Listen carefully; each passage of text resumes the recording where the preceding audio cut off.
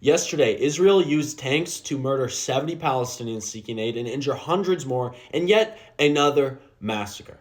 For the last 3 weeks, Israel has enacted dozens of massacres against Palestinians seeking food at Israel's own aid distribution sites, which Israel has set up as part of their final solution for Gaza. Remember, it's called Operation Gideon's Chariots. They have launched a land invasion and are taking all of Gaza over. They are concentrating the Palestinians into smaller and smaller areas for eventual ethnic cleansing, and as part of this, Israel has taken control of most of the flow of aid in Gaza and is using it to select which areas Palestinians are attracted to by offering food there. But it's a death trap. And I cannot believe I'm saying this, but the ADL is directly linked to this final solution on Gaza. Now let me explain. As part of Israel's final solution on Gaza, they propped up this organization called the Gaza Humanitarian Foundation. It's staffed by American mercenaries who flew into Israel and entered Gaza a few weeks ago. It's funded by Israel's defense ministry, and it's headed by a guy named Johnny Moore. It's interesting because he was just put at the head of this organization because the last guy left citing humanitarian concerns, saying that their plan was inhumane.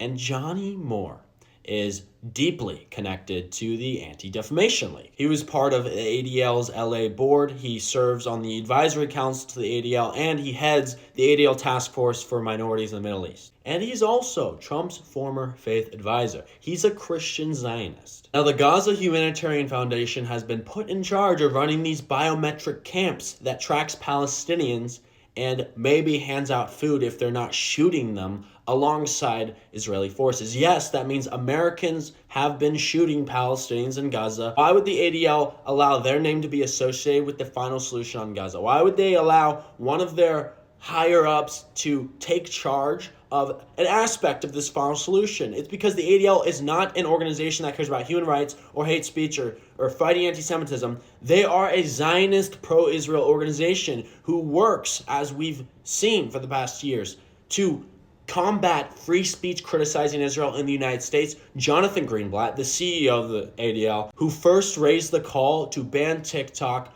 to protect Israel. He got onto mainstream media and said, TikTok's making people anti-Semitic. We need to ban it. When in reality, all it was doing was exposing Israel's crimes, and it continues to do so. Jonathan Greenblatt's also the guy who said that Israel has a TikTok problem. They have a Gen Z problem. And I will never forget that when Elon Musk threw out his salute on stage, it was the ADL and groups like it, claiming to fight anti-Semitism, but really just being Zionist groups like Stop Anti-Semitism, came out in defense of Elon Musk. They defended him because they don't actually care about anti-Semitism. They care about protecting their Zionist allies. And it was people on the left, the human rights-minded people, the pro-Palestinian people who stood up to oppose this Nazi actions being broadcasted to our society. That's the type of organization the ADL is. And it doesn't surprise me that one of their higher-ups is leading the charge in this final solution on the Gaza Strip. Right now, we're making an impact on the ground in Gaza. We're feeding thousands of people. You can contribute to our efforts to do so and make a difference right now by going to my bio and donating to the GoFundMe. That will make it 100% to Gaza. Thank you, and free Palestine.